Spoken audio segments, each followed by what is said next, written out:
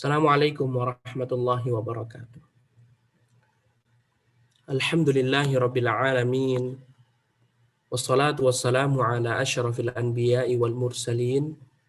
Nabiyyina Muhammadin wa ala alihi wa ashabihi ajma'in. Amma ba'd. Ikhwati fillah a'azanallahu wa iyyakum. Alhamdulillah. Segala pujiannya milik Allah Subhanahu wa taala yang telah memberikan kesempatan kepada kita nikmat waktu luang sehingga kita mampu mendatangi majelis ilmu. Dan alhamdulillah kita berada di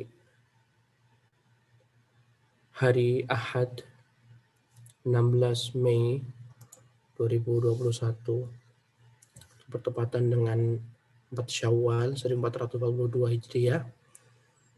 Kita akan melanjutkan kajian kitab Taghridatus Sirah An-Nabawiyah, senandung sirah Nabi, kicauan sirah Nabi. Kenapa buku ini disebut dengan Taghridat, kicauan atau senandung atau siulan? Jawabannya lantaran di dalam buku ini disebutkan peristiwa satu dengan peristiwa berikutnya dengan adanya poin-poin atau diletakkan sesuai dengan angka dan nomor. 1, 2, 3, 4, 5, 6, 7, 8, 9, 10, dan seterusnya. Sehingga sesuai atau lebih mirip dengan kicauan burung. Kalau burung kan 1, 2, 3. Nah, karya Syekh Musa bin Rashid Al-Azmi hafizahullah ta'ala. Khawati fillah zanallahu wa iyyakum. Pada pertemuan sebelumnya telah kita jelaskan peristiwa pembelahan dada Nabi Muhammad SAW yang mana beliau masih berada di perkampungan Bani Hawazin, Bani Sa'ad bin Hawazin. Nah, dan kita telah jelaskan pula pada pertemuan sebelumnya meninggalnya ibunda tercinta Nabi Muhammad SAW, yaitu Aminah binti Wahab. Rasulullah SAW pernah suatu ketika mendatangi makam ibunda beliau SAW, dan beliau pun menangis lantaran Allah telah menjadikan ibu beliau masuk ke dalam neraka. Kenapa kok bisa masuk ke dalam neraka? Ikhwati fillah zanallahu wa iyyakum. Padahal Nabi Muhammad belum diutus, belum menjadi Rasul dan Nabi. Jawabannya adalah orang-orang Quraisy sebelum Nabi Muhammad SAW diutus, mereka sudah mengetahui hakikat agama Nabi Ibrahim yang murni. Tetapi mereka masih tetap mencampur adukan antara yang hak dan yang batil. Mereka mencampur adukan kesyirikan dan ketauhidan, sehingga telah tegak hujjah atas mereka. Sehingga Nabi pun menangis dan merupakan sunatullah. Tetapi sebagian muslim, dia atau mereka tidak mau menerima. Masa sih ibunda Nabi masuk neraka? Oleh karena itu, ketika antum berbicara dengan orang awam, lebih baik disembunyikan. Walaupun kebenaran, tapi mungkin mereka tidak menerima. Masa keluarga beliau masuk neraka? Nah, sembunyikan. Kisahkan saja Aminah binti Wahab, seorang pembesar dari para pembesar orang-orang Quraisy, wanita yang dermawan, wanita yang ini dan itu. Nah, ibunda beliau Shallallahu Alaihi Wasallam meninggal di saat Nabi Shallallahu Alaihi Wasallam berusia 6 tahun. Setelah itu dikafil, diarahkan, dididik oleh kakek beliau selama 2 tahun, Abdul Muttalib. Selama 2 tahun sampai umur Nabi Shallallahu Alaihi Wasallam 8 tahun. Nah, sampai umur beliau 8 tahun. Kemudian ikhwati fillah zanallahu wa iyyakum, setelah kakek beliau meninggal dunia, maka Nabi Muhammad SAW dikafil atau di bawah bimbingan paman beliau, paman kandung, yaitu Abu Thalib. Adapun Abu Lahab bukan paman kandung, kemudian Hamzah bukan paman kandung, Abbas juga bukan paman kandung. Tapi yang paman kandung adalah Abu Thalib. Lagipun Abu Thalib adalah putra yang terbesar. Nah, biasanya paman kandung lebih dekat daripada paman saudara seayah. Abu Lahab, Abbas, Hamzah, mereka adalah paman seayah Nabi SAW. Ammun li abin. Karena Abdul Muttalib memiliki banyak istri. Dan paman beliau ini, Abu Talib, yang memiliki putra 4, putri 2, yang terbesar adalah Talib. Nah, sehingga Abu Talib ini bukan nama asli, ya kunyahnya. Abu Talib memiliki 4 anak laki-laki. Antara satu dengan yang lainnya jaraknya 10 tahun. Nanti bisa bayangkan, 10 tahun lamanya baru dapat anak lagi. Dan istri beliau adalah Fatimah masuk Islam. Abu Talib, anak pertama Talib, nah, jaraknya ya sama adiknya 10 tahun. Setelah itu ada Ja'far, ada Aqil, ada Ali bin Abi Thalib yang sangat terkenal. Nah, yang sepantaran dengan Nabi SAW umurnya adalah Ja'far. Nah, ketika Abu Talib diketahui beliau ini miskin, nggak memiliki banyak harta. Nah, ketika Nabi sudah berusia dewasa, ingin membalas kebaikan sang paman.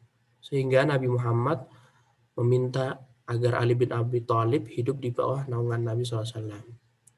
Jadi Ali bin Abi Thalib sejak kecil itu di bawah naungan Nabi SAW. Dan Nabi pun mengetahui ya kebiasaan Ali bin Abi Thalib dan yang lainnya. Sehingga Ali bin Abi Thalib termasuk laki-laki yang pertama kali masuk Islam. Bukan laki-laki dewasa ya, tapi laki-laki pertama kali masuk Islam adalah Ali bin Abi Thalib. Kalau yang pertama kali masuk Islam dari kalangan orang dewasa, Abu Bakar As-Siddiq. Nah, satunya lagi yang satunya lagi diasuh oleh Abbas bin Abdul Muttalib. Nah, salah satu dari anaknya. Ala kulli hal, yang jelas Abu Talib itu orang yang miskin, tidak kaya raya.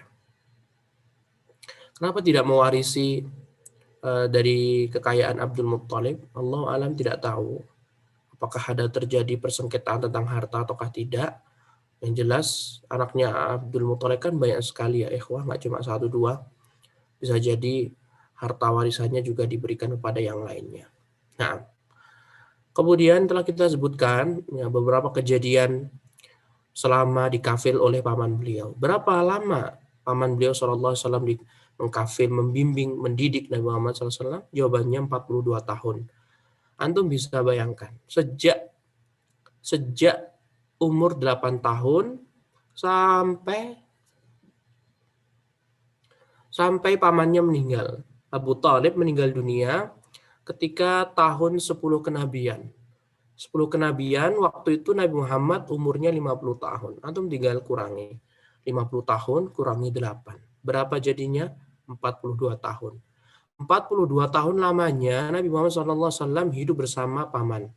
Dibimbing, diarahkan, di ini dan itu. Nah, sampai pernikahannya pun juga diarahkan oleh paman beliau SAW, Abu Talib. Sehingga Abu Talib ini berjasa baik dari segi agama maupun duniawinya Nabi SAW. Nah, ketika meninggal dunia, dia dibujuk untuk masuk Islam, tapi tidak mau masuk Islam. Lantaran di sana ada sepupunya Nabi, yang waktu itu belum masuk Islam, dan sama Abu Jahal. Abu Jahal mengatakan, "Atarghabu an millati Abdul Muttalib?" Apakah kamu benci agamanya Abdul Muttalib? Ya, akhirnya dia pun tidak masuk Islam. Dan Nabi ingin memintakan ampun, kemudian Allah turunkan, tidak boleh. Maka Nabi tidak sepantasnya seorang Nabi dan orang-orang yang beriman memintakan ampun kepada seorang yang telah ditetapkan oleh Allah kekafirannya. Orang kalau sudah meninggal dunia dan zahirnya kafir, ya sudah kafir. Nggak boleh dimintakan ampun. Dan ini menunjukkan bahwasannya innaka la tahdi man ahbabta walakinnallaha yahdi man yasha. Sesungguhnya engkau, wahai Nabi, engkau tidak mengetahui, engkau tidak bisa memberikan petunjuk pada orang yang engkau cintai. Dari sini ini merupakan hidayah atau faedah yang begitu besar, ikhwati fillah zanallahu wa iyyakum.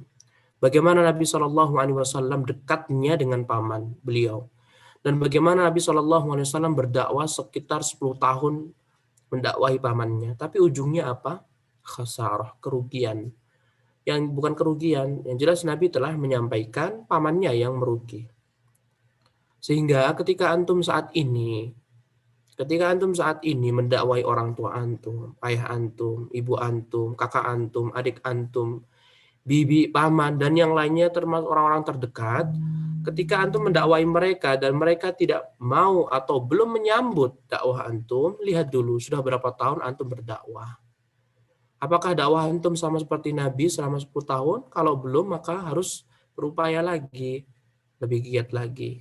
Nah, dan dalam waktu antum mendakwahi, apakah antum persis seperti Nabi? Nabi saja yang luar biasa menginginkan keislaman Abu Talib, pagi siang malam mendakwahi pamannya. Itu saja udah berusaha maksimal mungkin, tapi pamannya tidak mau masuk Islam, maka antum juga harus mengerahkan seluruh tenaga antum untuk mengajak paman antum, bibi antum, orang tua antum untuk mengikuti petunjuk Nabi SAW. Solusinya cuma mudah. Contoh Nabi SAW dari akhlak beliau, ketakwaan beliau dan yang lainnya. Contohlah Nabi. Laqad kana lakum fi Rasulillahi uswatun hasanah. Di dalam diri Nabi SAW terdapat petunjuk yang baik.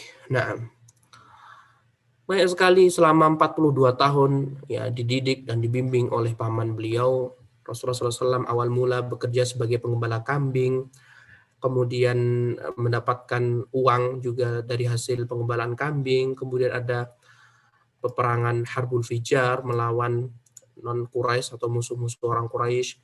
Nah, di antara nikmat yang Allah berikan pada orang Quraisy adalah mereka Allah tempatkan di tanah haram.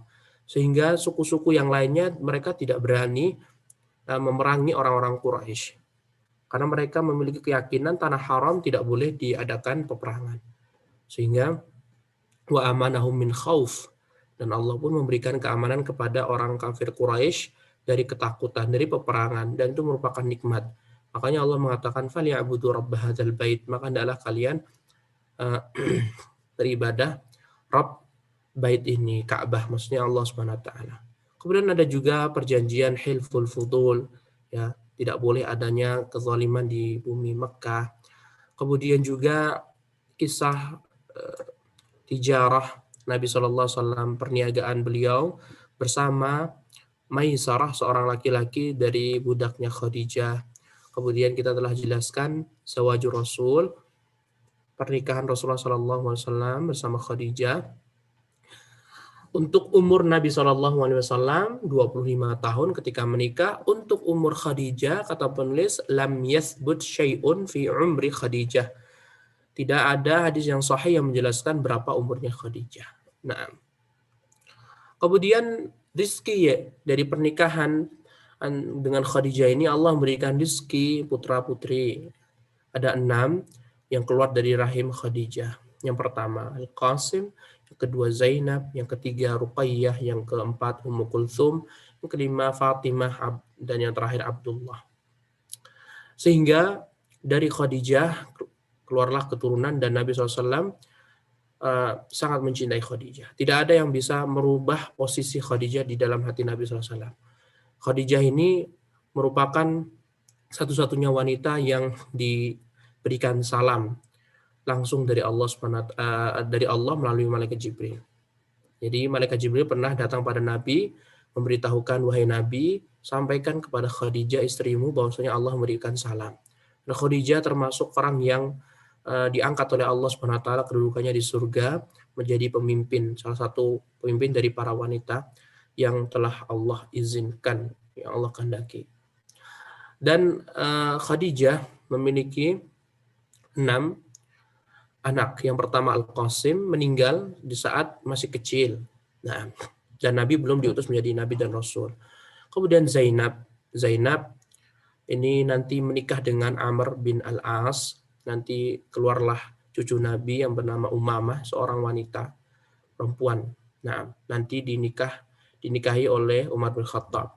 Kemudian setelah itu Ruqayyah. Ruqayyah nanti menikah dengan Utsman bin Affan. Kemudian Ummu Kulthum menikah juga dengan Utsman bin Affan setelah meninggalnya kakaknya. Karena dalam agama Islam tidak boleh mengumpulkan atau mempersunting dua wanita, kakak kandung dan adik kandungnya. Harus salah satu. Nah, kemudian juga Fatimah. Fatimah Az-Zahra yang yang paling dekat dengan Nabi Shallallahu Alaihi Wasallam karena paling kecil. Nah, Fatimah ini nanti banyak kisah-kisahnya bersama Nabi Shallallahu Alaihi Wasallam. Dari Fatimah nanti keluarlah Hasan, Husain dan anak yang lainnya. Kemudian setelah itu Abdullah. Abdullah meninggal dunia di usia kecil. Para ulama ada yang mengatakan hikmah kenapa kok Al-Qasim meninggal dunia ketika kecil, Abdullah meninggal dunia ketika kecil. Satu lagi putra beliau Ibrahim dari Maria Al-Qibtiyah yang kecil juga. Nah, itu semuanya ikhwati fillah zanallahu wa iyyakum para ulama sebutkan agar terputus keturunan Nabi Shallallahu alaihi wasallam. Terputus dan tidak ada pengakuan dari nabi-nabi.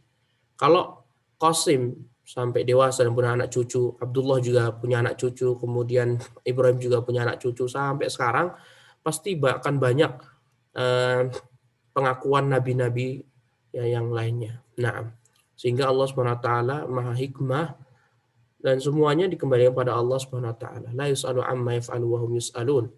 Tidak ditanya Allah SWT tentang apa yang Allah perbuat. Nah, dan ketika putra beliau meninggal dunia ketika kecil, orang-orang Quraisy pun mengatakan abtar, Muhammad terputus keturunannya. Ya, oleh karena itu Allah abadikan dalam surat Al-Kautsar, Inna syani'aka huwal abtar. Sesungguhnya orang yang memutusmu itulah orang yang abtar, yang terputus dari nikmat Allah. Kemudian penulis juga menyebutkan gelar ya khusus untuk Abdullah, diberikan gelar At-Tayyib At-Tahir. At-Tayyib yang baik, At-Tahir yang suci. Kenapa demikian? Karena Abdullah dilahirkan ketika Nabi SAW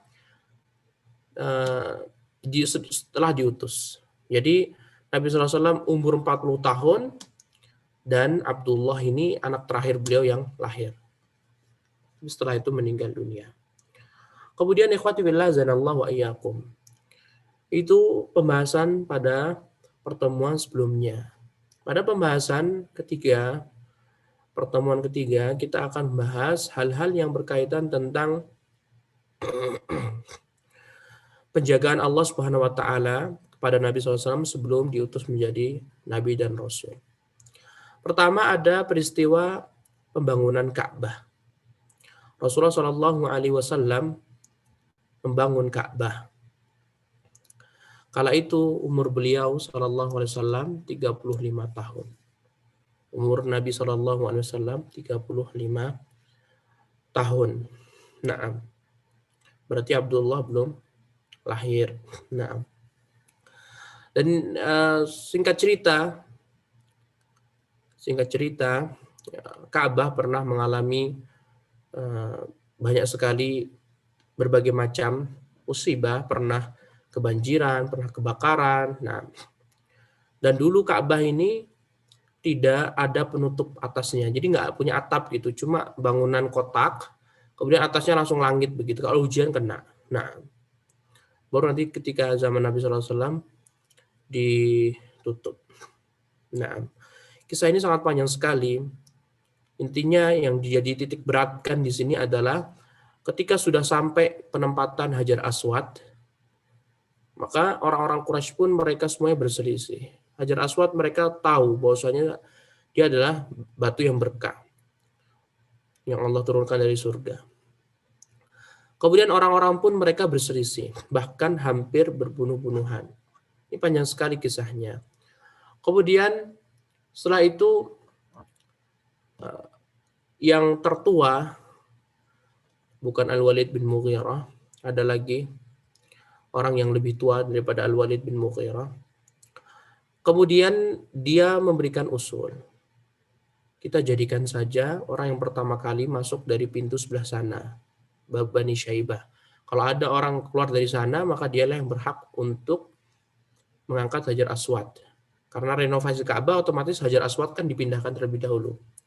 Kemudian tiba-tiba Nabi Muhammad SAW pun keluar dari pintu Bani Syaibah dan semua pun berteriak, hadzal amin. Inilah orang yang terpercaya. Lihatlah, sebelum menjadi Rasul dan Nabi, Nabi Muhammad SAW dikenal orang yang al-amin, yang amanah terpercaya. Ketika sudah menjadi Rasul dan Nabi, Rasulullah SAW diejek, dihina, dan yang lainnya. Sehingga janganlah heran ketika antum berdakwah, dakwah sunnah, sebelumnya antum dicintai oleh keluarga antum, dicintain oleh orang-orang terdekat, teman-teman antum. Ketika antum sudah berhijrah, memakai cadar, ya tidak isbal, menumbuhkan jenggot, membiarkan jenggot lebat, dan yang lainnya, antum dikata-katain, nggak usah heran. Sama seperti Nabi SAW. Kenapa Nabi SAW disebut Al-Amin, ikhwah? Karena Nabi Muhammad SAW terpercaya. Orang-orang Quraisy, mereka sering sekali berpergian ke musim panas. Ketika musim panas, pergi ke Syam. Ketika musim dingin, pergi ke Yaman. Ila fi Quraisy, ila fi rihlat asy-syita'i was-shayf, falyabudu rabb hadzal bait alladzi at'amahum min ju' wa amanahum min khauf. Nah, Nabi Muhammad SAW ini sering sekali dititipi harta yang berharga. Misalkan ada tetangga Nabi SAW, dia mau pergi ke Yaman atau ke Palestina, ke Romawi waktu itu ya. Kemudian dia menitipkan pada Nabi, tolong ya Muhammad jaga. Yang dijaga oleh Nabi SAW. Dan tidak berkurang sama sekali, sehingga Nabi pun dikenal oleh masyarakat kala itu Al-Amin, orang yang terpercaya. Ketika Nabi diutus menjadi Rasul dan Nabi, berubah langsung 360 derajat, langsung menghina Nabi SAW, majnun dan yang lainnya. Nah, dan Nabi SAW orang yang cerdas. Beliau tidak menginginkan perpecahan. Lihatlah, sebelum diutus menjadi Nabi dan Rasul, Rasulullah SAW orang yang adil. Ya, tidak mau kaumnya berpecah belah lantaran Hajar Aswad. Nabi pun meminta, berikanlah selendang atau kain, kemudian dari kain tersebut letakkanlah Hajar Aswad di atasnya dan taruhlah di punggungku. Masing-masing kabilah, ketuanya atau petingginya memegang kainnya. Ini nanti ketika hendak dekat ke masjid, ke Ka'bah, barulah aku yang akan meletakkannya. Sehingga mereka pun ridho terhadap hukum Nabi SAW. Dan waktu itu Nabi umur 35 tahun. Antum bisa bayangkan. Nah, kemudian ikhwati fillah azanallahu wa iyyakum, itu singkatnya. Pembahasan berikutnya, ikhwati fillah azanallahu wa iyyakum, berkaitan tentang hifdzullahi rasulahu min aqzaril jahiliyah. Allah Subhanahu wa taala menjaga rasulnya dari kotoran-kotoran jahiliyah. Sebuah perkataan, idza aradallahu syai'an hayya asbabahu, jika Allah menginginkan kebaikan, menginginkan sesuatu, maka Allah akan mudahkan jalan-jalannya. Nah, dan Rasulullah SAW sudah ditakdirkan untuk menjadi nabi dan rasul. Sehingga Allah pun menjaga Nabi Muhammad SAW dari hal-hal yang kotor, dari hal-hal yang hina, dari kemaksiatan orang-orang jahiliyah. Nah, adapun kemaksiatan atau perbuatan orang-orang jahiliyah yang melanggar norma-norma, norma kemanusiaan, norma yang lainnya, disebutkan oleh buku-buku sirah yang lainnya. Anda bisa merujuk seperti di Tauhidul Makhtum, di sana disebutkan kondisi jahiliyah sebelum Nabi diutus. Nah, di antaranya disebutkan oleh penulis, falam yasjud sallallahu alaihi wasallam li sanamin qattu. Nabi Muhammad SAW tidak pernah sama sekali sujud kepada berhala. Qattu, sama sekali. Qattu dia adalah isim fi'il. Isim yang artinya fi'il. Fi'il apa? Fi'il mudhari, yakfi, ay yakfi. Li sanamin yakfi, na'am. Jadi Nabi SAW semasa hidupnya dari mulai kecil sampai meninggal dunia nggak pernah sama sekali sujud kepada sonam, sesembahan orang-orang Quraisy, patung. Nah, tidak pernah sama sekali. Dan patung di area Ka'bah ada sekitar 360 patung. 360 patung. Nah, pertama kali yang membawa patung adalah Amr bin Luhai al-Khuzai. Dan nanti kita akan jelaskan pada kajian sirah insya Allah lebih mendetail lagi. Karena ini singkat, maka isyarat-isyarat saja. Nah, dan yang kedua, wala syariba sallallahu alaihi wasallam khamran qattu. Dan Nabi tidak pernah meminum khamar sama sekali. Beliau tidak pernah sama sekali. Walaupun khamar sebelum Nabi SAW, khamar ini memiliki tingkatan sebelum pengharamannya. Pada awalnya khamar boleh diminum. Nabi Muhammad SAW juga boleh meminum khamar pada asalnya. Tapi Nabi SAW tidak mau memilih khamar. Bahkan di antara sahabat yang tidak minum khamar semasa hidupnya adalah sahabat beliau, karib, siapa? Abu Bakar As-Siddiq. Dia sampai mengatakan, aku tuh heran pada orang yang minum khamar. Ya, Allah telah memberikan akal yang sehat, kemudian dia rela menutupinya dengan minum khamr. Nah, Nabi Muhammad SAW, khamr awalnya boleh diminum. Setelah itu tahapan kedua, dilarang minum khamr ketika mendekati sholat. Kemudian tahapan setelahnya, Allah memerintahkan untuk menghancurkan khamr karena khamr itu najis dan haram. Ya ayyuhalladzina amanu innamal khamru wal maisir ansab wal azlamu rijsun min amali syaitan fajtanibuhu la'allakum tattaqun itu ya. Nah, fajtanibuh, maka jauhilah. Akhirnya setelah pengharaman khamr di kota Madinah, Rasulullah dan para sahabatnya pun melemparkan khamr-khamr ke jalan-jalan. Mengisyaratkan, kata Syekh Utsaimin, khamr itu mubah. Ya, tahir afwan. Khamr itu tahir, suci. Jadi tidak najis. Jadi kalau misalkan ada minyak wangi, ada kandungan alkohol, itu juga tidak masalah. Hand sanitizer ada kandungan alkohol, itu juga tidak masalah. Alkohol dikiaskan dengan khamr. Nah, sehingga tidak masalah ketika antum sholat memakai hand sanitizer sebelumnya. Nah, kemudian setelah itu wala ata sallallahu alaihi wasallam fahisyatan qattu. Nabi Muhammad SAW tidak pernah mendatangi fahisyah, kekejian. Ya, sama sekali dari masa hidupnya. Di antara kekejian adalah perzinaan. Perzinaan. Di zaman Nabi SAW tersebar perzinaan. Dan Nabi SAW tidak pernah berzina. Di antara juga fahisyah adalah membunuh anaknya. Ya, takut kemiskinan. Di antara tradisi orang Arab jahiliyah, ketika mereka mendapatkan anak perempuan, maka mereka pun akan segera menguburnya. Wa idzal mau'udatu su'ilat. Dan apabila anak kecil yang ditimbun tanah, dibunuh hidup-hidup, ditanya oleh Allah Subhanahu wa taala di hari kiamat. Nah, dan mereka luar biasa ketika diberikan rizki anak perempuan nggak mau. Akhirnya mereka membunuh.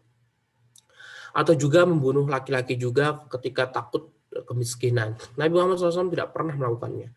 Dan hal-hal yang lainnya yang berbentuk fahisyah. Nah, kemudian ikhwati fillah zanallahu wa iyyakum, penulis mengatakan kana Rasulullah sallallahu alaihi wasallam ma'rufan bis-sidqi wal amanati wasulan lirrahimi wa bikulli khuluqin karimin.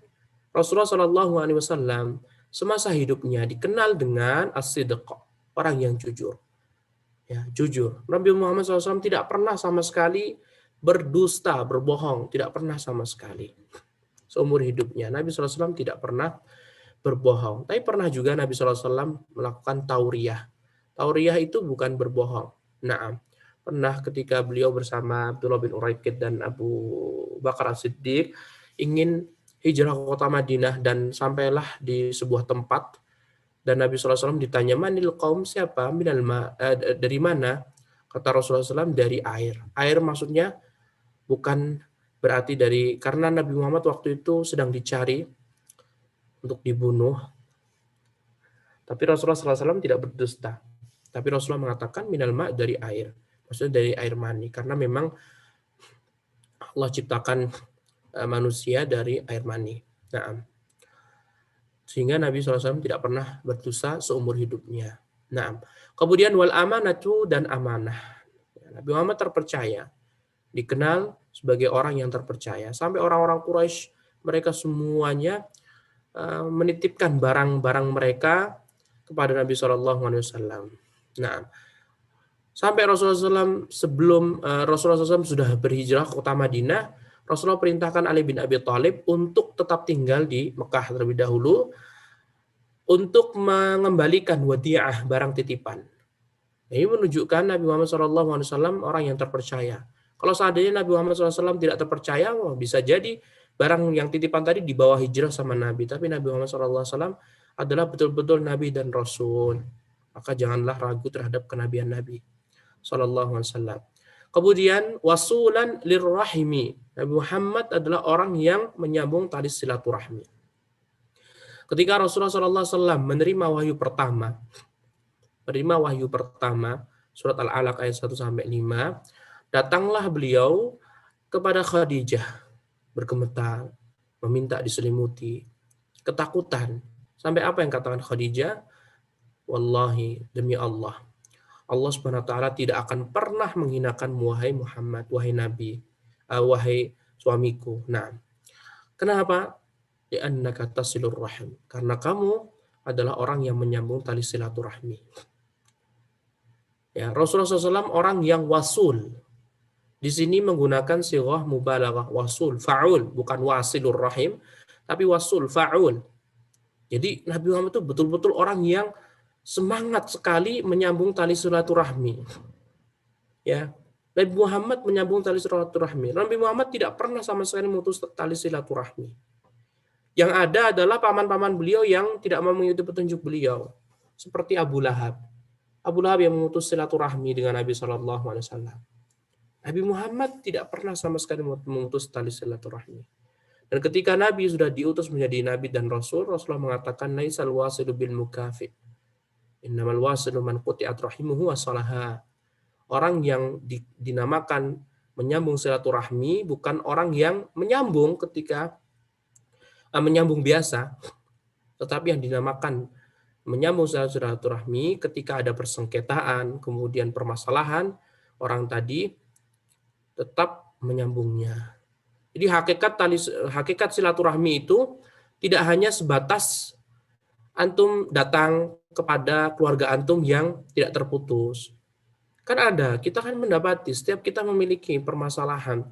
Ya, kalau antum belum diuji keluarga antum, alhamdulillah berarti pasti akan ada ujian dari segi kekeluargaan, ya entah gara-gara warisan atau apa. Nah, yang dulunya tidak ada persengketaan, setelah itu ada persengketaan.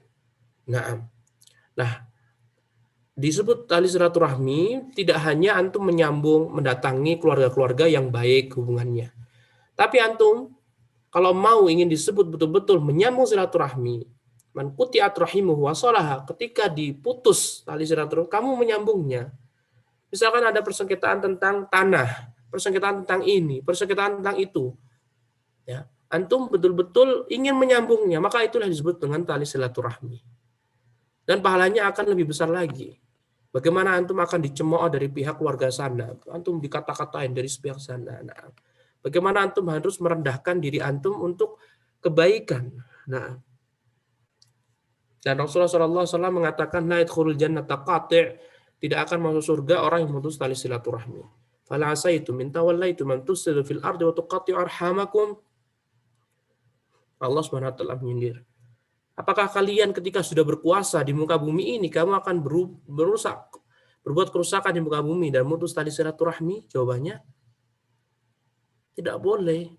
Tidak boleh ketika Allah sudah memberikan kekayaan kepada kita, Allah memberikan jabatan tinggi kepada kita, Allah memberikan kesuksesan pada kita. Tidak boleh kita melupakan silaturahmi keluarga kita. Naam, pasti akan ada ujian dan cobaan. Ketika antum miskin, lagi papan, tidak memiliki apa-apa, mereka akan menjauhi antum. Tapi ketika antum sukses, memiliki kekayaan yang luar biasa, mereka akan datang tiba-tiba mendatangi. Tapi ingatlah, Allah telah menitipkan uang kepada antum, harta kepada antum. Wa atuh mimma lillahi alladzi atakum. Harta itu semuanya titipan Allah Subhanahu wa taala. Jangan terlalu mencintai harta terlalu dalam. Wa innahu lihubbil khairi lasyadid. Tidak boleh. Ya. Cintai harta, cintai uang antum yang antum miliki sekedarnya saja. Jangan terlalu. Ketika antum mencintai harta terlalu, maka ketika hilang, rusak, ditelan bumi, atau tsunami, atau banjir, antum bakalan bisa jadi orang yang gila nanti. Cintai harta sewajarnya saja, dunia. Walatan sanasibaka minad dunya. Nah, nasib, bagian saja, bukan seluruhnya. Nah, jadi itu ketika antum sudah sukses ya wajari saja. Ya, akan ada orang yang lebih dekat lagi mendekatkan diri pada antum. Wah, masya Allah nih, ketika kaya sukses banyak yang ini, nggak masalah. Jadikan itu ladang pahala antum. Ya, saling memberikan hadiah. Tahadu, tahabu, saling memberikan hadiah, kalian akan saling mencintai. Ya, memberikan hadiah kepada paman, memberikan hadiah kepada bibi, memberikan hadiah kepada keponakan. Nah, sambung silaturahmi. Jangan sampai terputus. Itulah sifat Nabi SAW yang Allah perintahkan kita untuk mengikuti beliau. Laqad kana lakum fi Rasulillahi uswatun hasanah. Nah, kemudian penulis juga mengingat buku ini sangat ringkas sekali, penulis tidak akan menyebutkan seluruh sifat-sifat baik Nabi, dan penulis pun mengumumkan wa bikulli khuluqin karim. Nabi Muhammad SAW dikenal dengan akhlak yang mulia. Semua akhlak mulia itu dimiliki terdapat dalam diri Nabi SAW. Lihatlah istri beliau Aisyah radhiyallahu taala anha yang mengatakan kana khuluquhul Quran. Kana khuluquhul Quran. Akhlak Nabi Muhammad SAW adalah akhlak Al-Quran. Kalau kita ingin melihat Al-Quran berjalan, maka lihatlah Nabi SAW. Sehingga dari sini, ikhwati fillah, zanallahu wa iyyakum. Ketika kita mempelajari sirah Nabi SAW, hakikatnya kita juga mempelajari Al-Quran Al-Karim. Karena dalam sirah Nabi nanti akan disebutkan ayat ini turun, ayat itu turun. Nah, luar biasa. Tetapi kebanyakan kaum muslimin mereka hanya cinta kepada Nabi tapi tidak menyisihkan waktu luangnya untuk mengkaji sirah Nabi SAW. Miris. Apakah mungkin dia bisa menjawab pertanyaan malaikat Munkar Nakir di kuburan? Siapa laki-laki ini? Kalau orang mukmin yang beriman kepada Allah, mempelajari sunnah-sunnah Nabi, mencintai Nabi SAW, mengedepankan Nabi di atas cinta kepada yang lainnya. La yu'minu ahadukum hatta yuhibba li akhihi ma yuhibbu li nafsihi. Bukan itu ya. La haula wala quwwata illa billah. La yu'minu ahadukum hatta akuna ahabba ilaihi min waladihi wa walidihi wan nasi ajmain. Tidak ada seorang beriman dengan sempurna sampai aku lebih dia cintai daripada ayahnya, daripada anaknya, daripada seluruh manusia. Nabi Muhammad harus nomor satu dicintai. Bahkan Nabi Muhammad harus lebih dicintai daripada diri kita sendiri. Bagaimana hadis yang sangat masyhur, Nabi Muhammad mengatakan kepada Umar bin Khattab. Kata Umar bin Khattab, wahai Nabi, engkau adalah orang yang paling aku cintai kecuali satu, diriku. Kemudian Nabi Muhammad pun bertanya, wahai Umar, apakah demikian? Dan Umar pun mengetahui. Nabi Muhammad tidak menginginkan demikian. Setelah itu Umar meralat perkataan, wahai Nabi, sekarang engkau lebih aku cintai walaupun dari diriku sendiri. Dan ini terbukti jelas ketika perang Uhud, di mana Nabi SAW terluka dan semua sahabatnya melindungi Nabi SAW. Nah, bukti kecintaan beliau kepada Nabi SAW. Dari sini juga kita harus mengetahui, meyakini betapa tingginya kedudukan para sahabat ridwanullah alaihim ajma'in. Mereka rela, ya, nyawa mereka hilang demi Nabi SAW.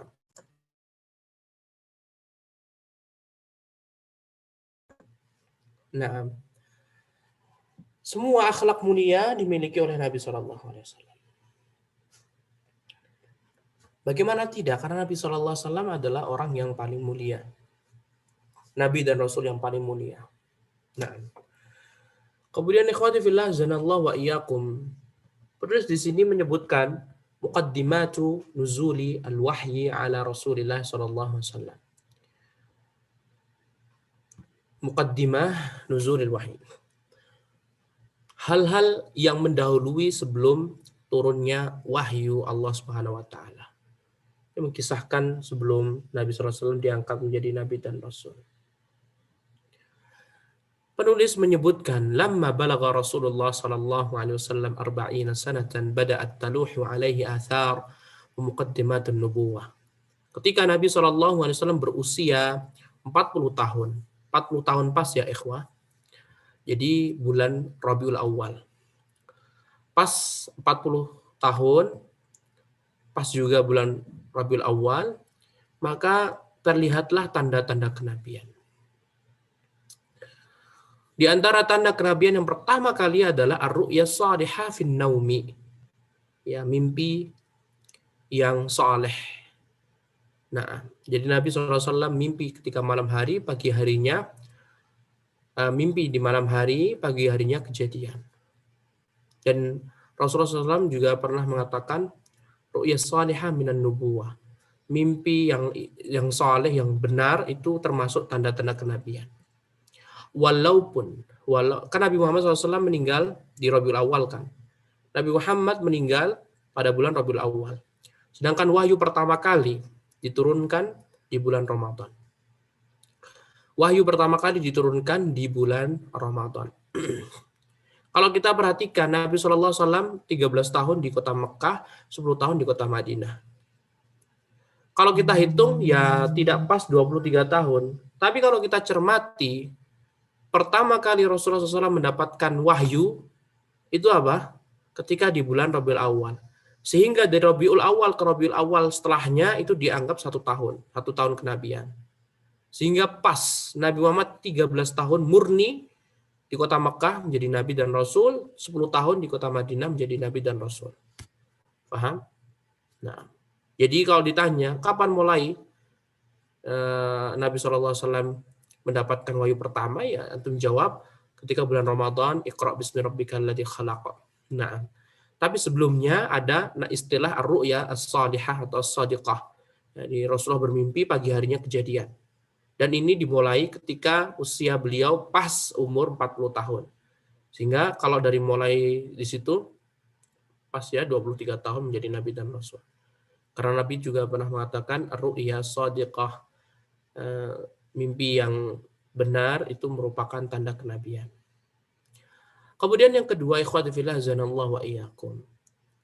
Adanya kejadian mimpi yang dibenarkan.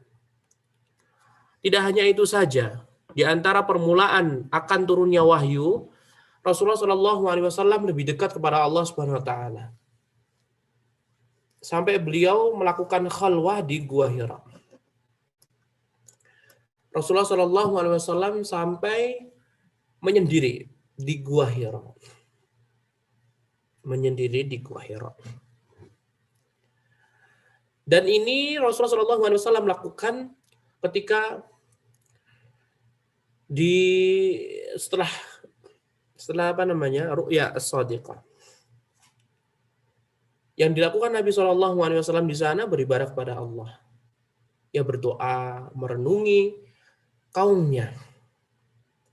Kenapa sih kaumnya bisa menyembah patung? Padahal kalau dipikir-pikir patung ini nggak bisa berbicara, nggak bisa memukul. Intinya merenung di sana. Beribadah kepada Allah di Gua Hira. Dan Rasulullah SAW melakukan khalwah di Gua Hira ini ketika sebelum menjadi Nabi dan Rasul. Setelahnya Rasulullah SAW tidak mendatangi Gua Hira lagi. Sehingga siapapun yang bermeditasi dalam tanda kurung di gua, di sebuah tempat tertentu, maka itu semuanya tidak ada dalilnya. Dan Nabi Muhammad SAW tidak mendatangi Gua Hira setelah itu. Sehingga tidak ada syariatnya kita mendatangi Gua Hira. Nah, kemudian ikhwati fillah zanallahu wa iyyakum. Di antara tanda kenabian Nabi SAW sebelum diutus menjadi Nabi dan Rasul, Nabi Muhammad SAW mendapatkan salam dari batu-batu dan pohon. Setiap Nabi SAW melalui sebuah batu atau melalui sebuah pohon, Nabi pun terkagetkan dengan ucapan salam mereka. Mereka mengucapkan, Assalamu alayka ayuhan Nabi. Assalamu alayka ayuhan Nabi. Luar biasa. Sebenarnya salamnya bebatuan dan pohon ini sudah terjadi ketika Nabi umur 13 tahun. Ketika pergi ke Syam bersama pamannya. Tapi Nabi Muhammad kan masih kecil, jadi tidak mengetahui. Dan itu dijelaskan oleh Bahira Rahib. Kemudian untuk ini Nabi Muhammad SAW menyadarinya. Batu-batu mengucapkan salam. Dan pohon pun juga mengucapkan salam. kepada nabi yang paling mulia dari seluruh para nabi, rasul yang paling mulia daripada seluruh para rasul. Semuanya mengucapkan assalamu alayka ayuhan nabi, assalamu alayka ayuhan nabi. Tanda kenabian akan segera turun. Kemudian yang berikutnya, tanda kenabian akan turun adalah ru'yatuhu sallallahu alaihi wasallam nura al-malaikati. Nabi Muhammad sallallahu alaihi wasallam melihat cahaya malaikat. Cahaya yang malaikat di muka bumi. Nah, tapi belum melihat wujud aslinya Jibril. Tapi hanya melihat cahaya. Cahaya yang luar biasa terang benderang. Dan Nabi SAW manusia biasa dan melihat cahaya malaikat dengan izin Allah. Apakah sekarang ini bisa Allah menurunkan malaikat dengan cahayanya? Ya kalau melihat ini ya bisa, tapi semua kan tergantung dengan kehendak Allah SWT. Tapi yang tersebar rata-rata hanya editan, ya kan? Hanya editan seperti itu, hingga tidak bisa dipertanggungjawabkan. Atau editan masyarakat malaikat turun dengan bersayap, nah itu semuanya dusta, tidak bisa dipertanggungjawabkan. Karena malaikat adalah makhluk gaib, tidak terlihat oleh mata. Dan Allah SWT hanyalah memperlihatkan hal yang gaib kepada yang Allah kehendaki. Alimul ghaib fala yuzhiru ala ghaibi ahada illa man irtadha min rasul, dalam surat Al-Jin. Allah yang mengetahui perkara gaib, dan Allah tidak menampakkan perkara gaib termasuk para malaikat dan iblis, wujud asli iblis dan jin, kecuali yang Allah kehendaki. Illa man irtadha min rasul, kecuali dari rasul. Rasul di sini ya Nabi Muhammad dan para nabi-nabi yang lainnya. Sehingga kalau ditanya apakah manusia termasuk dukun paranormal mereka bisa melihat wujud asli jin, jawabannya tidak. Ya. Jin dan malaikat Allah berikan kekuatan untuk bisa berubah wujud. Sehingga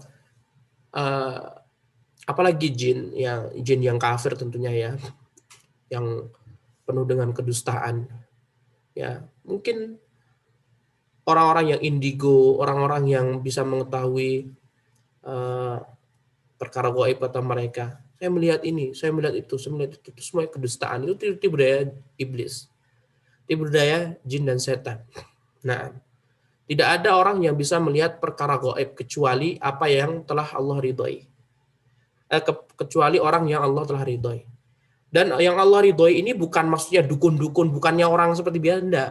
Semua sudah terputus ketika Nabi SAW sudah meninggal dunia. Nah, kemudian ikhwati fillah azanallahu wa iyyakum, barulah setelah itu akan ada pembahasan nuzulul wahyi ala Rasulillah sallallahu alaihi wasallam. Turunnya wahyu kepada Rasulullah sallallahu alaihi wasallam. Nah, Al-Quran turun pada Nabi SAW pertama kali di bulan Ramadan. Di bulan Ramadan ketika Nabi di Gua Hira. Yang sangat masyhur sekali. Dan kala itu umur Nabi SAW 40 tahun. Pertama kali yang Allah turunkan adalah surat Al-Alaq ayat 1-5. Iqra' bismi rabbikal ladzi khalaq, khalaqal insana min 'alaq, iqra' wa rabbukal akram, alladzi 'allama bil qalam, 'allamal insana ma lam ya'lam. Sebelum ayat ini diturunkan, Nabi SAW didekap oleh malaikat Jibril. Iqra', bacalah. Kata Nabi, ma'ana biqari', aku tidak bisa membaca. Lihatlah, kata Nabi SAW, ma'ana biqari', aku tidak bisa membaca. Kemudian dilepaskan. Kemudian didekap lagi. Iqra', sampai beberapa kali, sampai akhirnya malaikat Jibril pun melantunkan bacaan Allah SWT. Kalamullah. Iqra' bismi rabbikal ladzi khalaq. Bacalah dengan nama Rabbmu yang telah menciptakan. Di sini Allah membuang maf'ul bih, ya objeknya. Karena Allah lah yang menciptakan segalanya. Wal khallaqul alim. Allah yang menciptakan segalanya. Tidak ada yang bisa menciptakan kecuali Allah Subhanahu wa taala. Ya. Dan Allah merintahkan kita untuk membaca. Mengisyaratkan semua sumber wahyu atau ilmu setelah Nabi SAW dengan cara membaca.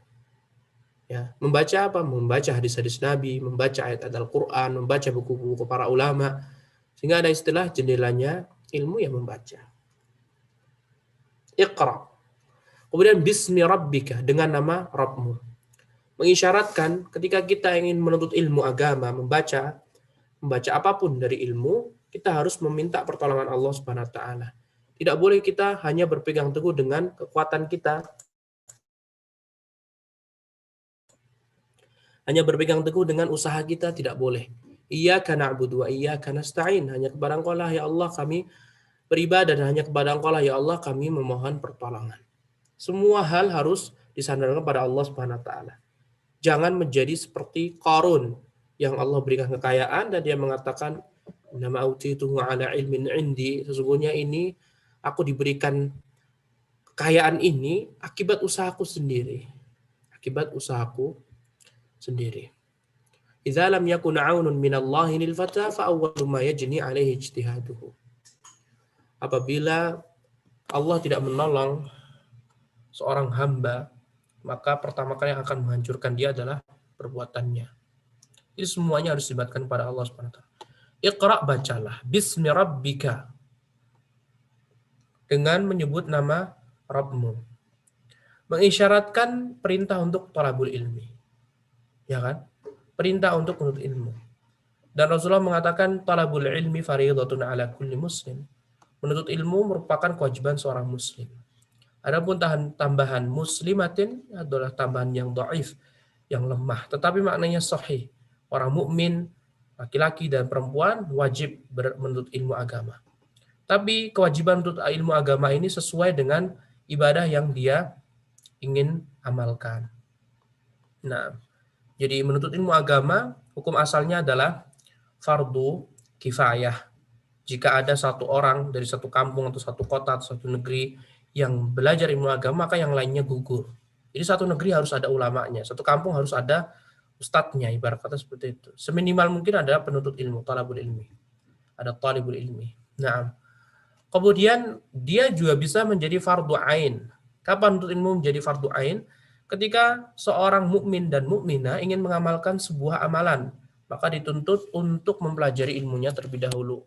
Antum mau jual beli, ya maka antum harus mengetahui apa yang dibolehkan dalam jual beli, apa yang tidak dibolehkan dalam jual beli. Kalau antum mau sholat, maka dituntut untuk berilmu tentang ilmu-ilmu sholat. Nah, agar tidak menjadi orang-orang Nasrani. Orang-orang Nasrani mereka beribadah tanpa ilmu. Alladzi khalaqa, yang telah menciptakan. Kemudian Allah pun menjelaskan, khalaqal insana min 'alaq. Allah lah yang telah menciptakan manusia, yang tadi umum menciptakan seluruhnya, dan Allah mengkhususkan. Khalaqal insana min 'alaq. Dan Allah Subhanahu wa taala telah menciptakan manusia dari segumpal darah. Ya kan? 'Alaqah, mudghah. Nah, segumpal darah. Dari air mani 40 hari, kemudian menjadi segumpal darah, kemudian menjadi segumpal daging. Kemudian Allah kirimkan malaikat untuk meniup roh, sehingga jadilah manusia. Dan Allah pun membentuknya. Jadi kalau sudah umur 4 bulan, biasanya sudah ditiup roh oleh Allah Subhanahu wa taala, atau 120 hari ya. Nah.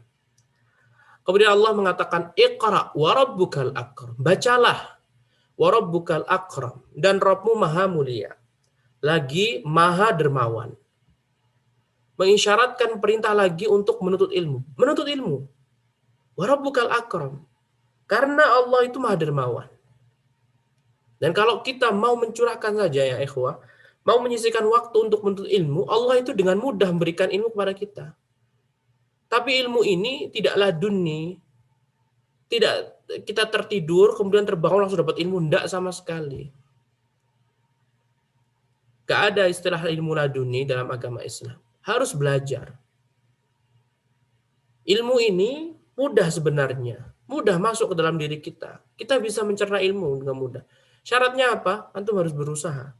Akhdhul asbab. Mencari sebabnya. Sebabnya apa ya? Menurut ilmu, membaca. Wa rabbukal akram. Dan Allah ini yang maha dermawan. Dermawan apa? Allah yang akan mengajari kalian ilmu. Makanya Allah katakan alladzi 'allama bil qalam. Allah lah yang mengajari manusia dengan al-qalam, pena. Pena yang kita ketahui. Mengisyaratkan penuntut ilmu juga bisa mendapatkan ilmu dengan cara menulis. Sehingga ada hadis qayyidul ilma bil kitabah. Ikatlah ilmu dengan menulis. Menulis ini sangat penting sekali. Para ulama mereka zaman dahulu mereka mengikat ilmu mereka dengan menulis. Bahkan ada penelitian menulis ini lebih kuat daripada membaca. Berapa kalinya begitu. Jadi ditulis. Dan Allah Subhanahu wa taala mengingatkan, 'allamal insana ma lam ya'lam. Allah lah yang mengajari manusia apa-apa yang tidak mereka ketahui sebelumnya. Nah, karena Allah ciptakan kita, keluarkan kita dari rahim ibu kita tidak mengetahui ilmu sama sekali. Ta'allam falaisal mar'u yuladu 'aliman. Belajarlah, kata Imam Syafi'i. Maka tidak ada setiap manusia terlahir dalam keadaan cerdas, pintar, enggak. Semua membutuhkan proses. Nah, enggak ada orang lahir di muka bumi ini langsung pintar, enggak. Wallahu akhrajakum min butuni ummahatikum la ta'lamuna syai'ah. Allah lah yang mengeluarkan kalian dari rahim ibu kalian. Kalian tidak mengetahui sama sekali tentang apapun itu. Wa ja'ala lakumus sam'a wal absara wal af'idata la'allakum tashkurun. Dan Allah yang membekali pendengaran, penglihatan, dan akal dalam hati bisa digunakan untuk berpikir agar kalian bersyukur. Nah, coba kalau Allah tidak membekali pendengaran, penglihatan, dan juga dalam hati, mungkin kita akan menjadi orang yang jahil. Allah yang mengajari seluruh alam ini, Allah yang telah mengajari, membimbing seluruh alam semesta ini. Bahkan malaikat pun juga tidak memiliki ilmu kecuali apa yang Allah ajarkan. Ya kan? Apa perkataan malaikat ketika diperintahkan untuk menjawab pertanyaan Allah ini? Benar-benar sebutin. Kata mereka, qalu subhanaka la ilma lana illa ma 'allamtana. Subhanak, maha suci Engkau ya Allah. La ilma lana illa ma 'allamtana. Kami tidak memiliki ilmu ya Allah kecuali apa yang Engkau berikan. Ya, menunjukkan malaikat mereka mengakui ilmu yang mereka dapatkan itu semuanya datang dari Allah Subhanahu wa taala. Nah, dan ilmu Allah sangatlah luas sekali. Intinya antum harus semangat belajar untuk ilmu. Ikhlaskan untuk ilmu, dan Allah yang Maha Dermawan, Allah akan bercuma-cuma memberikan ilmu. Nah, di antara cuma-cumanya Allah Subhanahu wa taala memberikan ilmu, terkadang ilmu yang telah antum pelajari zaman dahulu kala, misal berserta dari Ustadz Fulan misalkan, saat ini mungkin lupa. Tapi di antara misalkan ada kejadian penting, maka Allah yang Maha Dermawan membagi-bagikan ilmu, tiba-tiba muncul lagi tuh ilmu yang pernah antum pelajari dahulu kala. Pasti semuanya akan merasakannya, pernah merasakannya. Tapi dengan syarat ikhlas untuk ilmu. Jadi misalkan ketika masa-masa SMA antum pernah mendapatkan ilmu dari guru agama atau dari seorang ustadz yang ada ceramah di masjid mungkin. Dan waktu itu antum ikhlas dalam untuk ilmu. Dan saat ini antum umurnya 50 tahun. Antum bisa ingat ilmu-ilmu tadi. Yang mungkin ketika antum disuruh ceramah antum nggak lupa gitu kan. Lupa nggak punya ilmu. Beranikan diri. Maka Allah akan menolong antum. Lihat ini. Allah yang mengajari manusia apa-apa yang tidak diketahui oleh manusia. Nah, kemudian ikhwati fillah zanallahu wa iyyakum, Imam Nawawi mengatakan awwalu ma nazzala minal Qur'an iqra wa hadha huwa shawabul ladzi alaihi al-jamaahiru minas salaf wal khalafi. Imam Nawawi rahimahullah beliau mengatakan wahyu pertama kali yang Allah turunkan di Al-Qur'an adalah surat Al-Alaq. Ayat 1 sampai 5. Dan inilah pendapat yang benar yang dipilih oleh mayoritas ulama salaf dan khalaf. Salaf itu 3 generasi pertama, khalaf itu yang datang setelah mereka. Nah, karena di sana terdapat perselisihan di kalangan para ulama. Apakah Apa surat yang pertama kali turun? Wahyu apa yang pertama kali turun? Ada yang mengatakan surat Al-Fatihah. Al-Fatihah lebih dahulu turun daripada Iqra bismillahirrahmanirrahim khalaq. Tapi kata Imam Nawawi, mayoritas ulama menguatkan pertama kali wahyu turun ya Iqra bismillahirrahmanirrahim khalaq ayat 1 sampai 5. Dan ikhwati fillah zanallahu wa iyyakum, dengan ayat ini atau 5 ayat surah Al-Alaq, Nabi Muhammad SAW resmi menjadi nabi, diangkat menjadi nabi. Baru wahyu terputus beberapa hari atau satu bulanan kurang lebih, turun wahyu kedua yaitu surat Al-Muddatsir ayat 1 sampai 7. Ya ayyuhal muddatsir qum fa'andzir dan seterusnya. Dengan turunnya surat Al-Muddatsir, Nabi Muhammad SAW resmi diangkat menjadi rasul. Bedanya apa nabi dan rasul? Bedanya adalah kalau nabi itu mirip seperti ulama, begitu. Nabi ini posisinya adalah membantu rasul. Adapun rasul, Allah Subhanahu wa taala berikan kekhususan. Kitab suci khusus, syariatnya khusus. Tata caranya khusus. Contohnya Rasul Isa dengan Rasul Nabi kita Nabi Muhammad SAW. Contohnya Rasul Musa dengan Rasul kita Nabi Muhammad SAW. Sama-sama Rasul, ulul azmi minar rusul. Masing-masing mendapatkan kitab suci. Masing-masing sholat, masing-masing puasa, masing-masing zakat, masing-masing berjihad. Tetapi tata caranya berbeda. Seperti Nabi Musa alaihissalam ketika berperang dapat ghanimah. Ghanimahnya ini ditaruh di tempat yang lapang, kemudian Allah turunkan api dan menyambar dan hangus hilang. Tidak haram. Haram bagi mereka mengambil ghanimah peperangan. Di zaman Nabi SAW diperbolehkan. Oleh karena itu Rasulullah mengatakan, "Utitu khamsan lam yu'tahunna ahadun min qabli." Aku diberikan kelebihan yang tidak Allah berikan pada nabi-nabi sebelumku. Di antaranya wa hillat lil ghanaim. Aku dihalalkan untuk makan ghanimah. Nah, dan yang lainnya, tata cara puasa pun juga sama. Tata cara puasanya pun juga berbeda. Itu perbedaan Nabi dan Rasul. Dalam ilmu akidah, Anda bisa merujuk. Kemudian ikhwati fillah zanallahu wa iyyakum. Sehingga setelah turunnya surat Al-Alaq ayat 1 sampai 5, inqata'al wahyu an Rasulullah sallallahu alaihi wasallam. Terputuslah wahyu. Tidak turun wahyu dari langit. Berapa lama? Ayyaman. Beberapa hari. Beberapa hari. Dalam buku yang lainnya disebutkan 1 bulan lamanya. Dalam 1 bulan ini Nabi SAW dengan istilah kita bisa disebut dengan galau. Ya. Gelisah. Karena setelah ini banyak sekali kisah yang dihapus oleh penulis ya, di antaranya pergi ke Waraqah bin Naufal, kemudian yang lainnya. Nah, intinya Nabi Muhammad SAW bergembira ketika diangkat menjadi nabi. Diberitahukan kepada Waraqah bin Naufal. Ini adalah namus, malaikat yang datang pada nabi-nabi sebelummu. Pada Nabi Isa, pada Nabi Musa, dan yang lain. Sehingga Nabi pun senang. Nah, ketika terputus wahyu, kisaran beberapa hari atau 1 bulanan, Rasulullah SAW gelisah, takut kalau misalkan itu tidak benar, sehingga Rasulullah SAW kerap kali beliau ingin bunuh diri, ibarat kata seperti itu, naik ke puncak gunung dan ingin menjatuhkan, sampai akhirnya Allah pun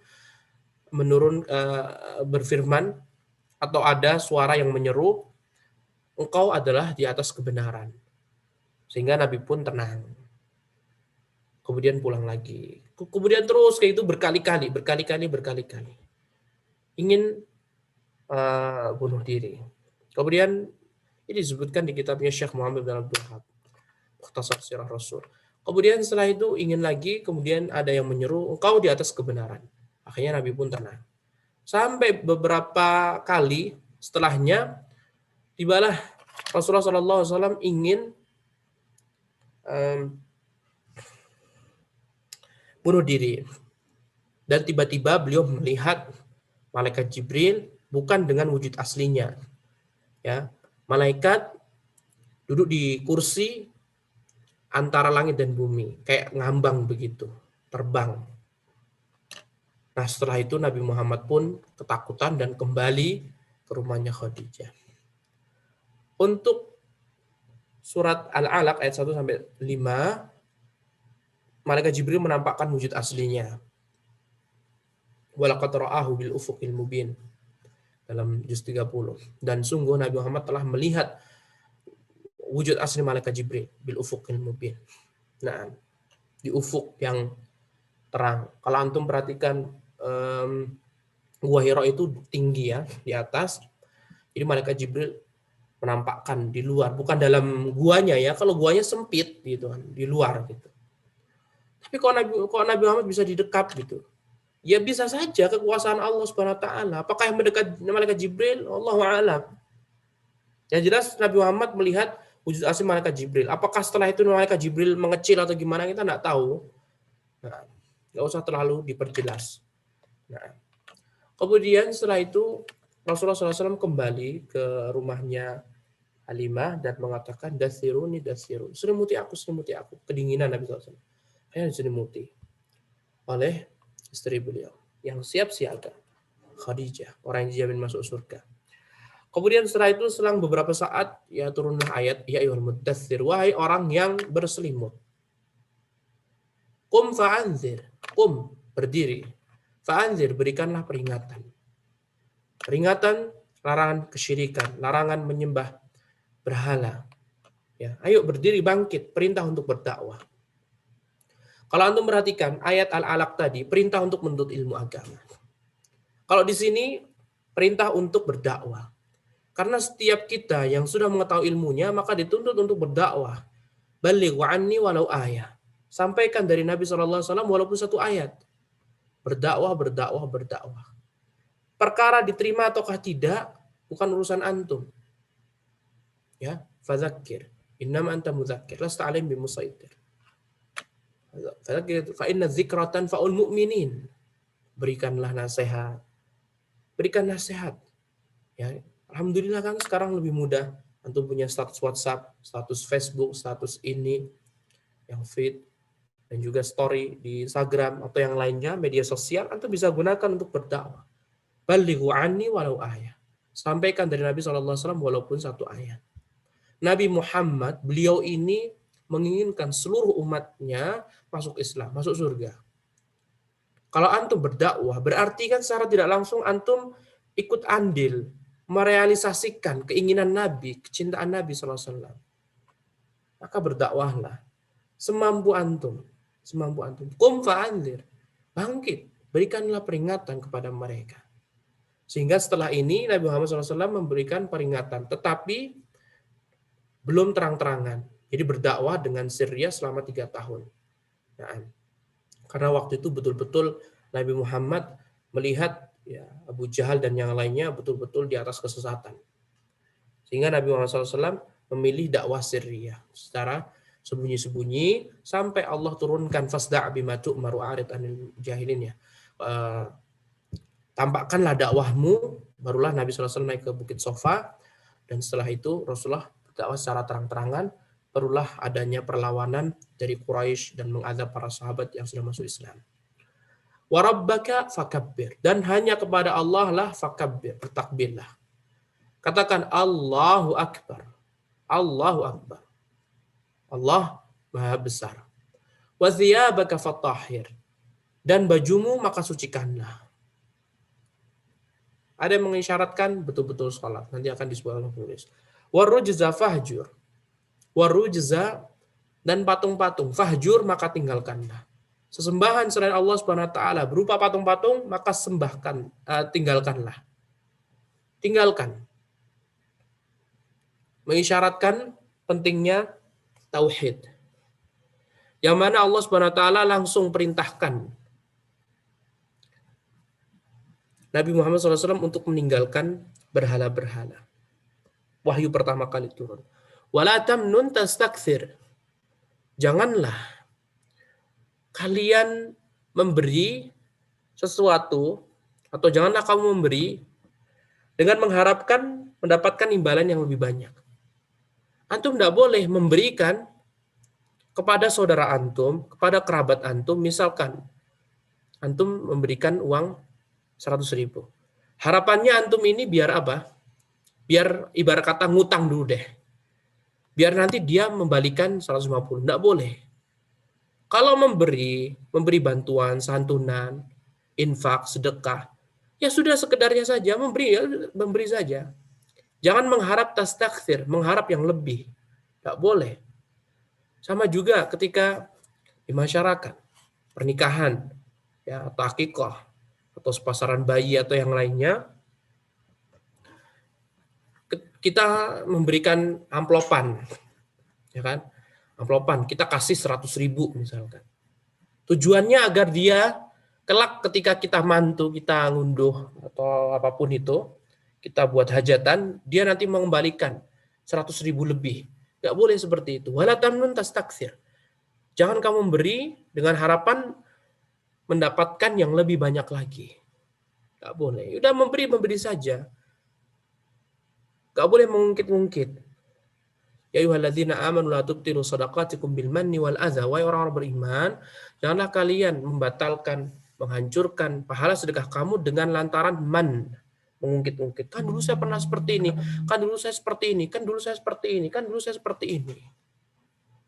Kebanyakan perempuan mengungkit-ungkit. Kalau laki-laki kebanyakan ketika memberi udah selesai. Tapi kalau perempuan kebanyakan seperti itu.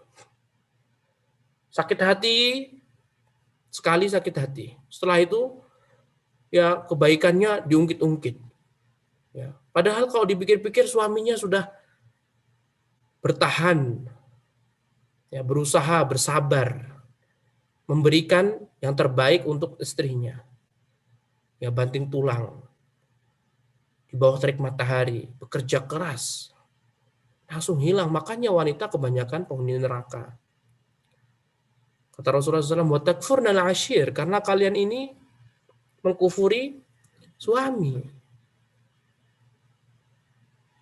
Kewajiban seorang istri tunduk patuh kepada suaminya selama tidak diperintahkan untuk bermaksiat kepada Allah Subhanahu wa taala. Tunduk dan patuh, surga.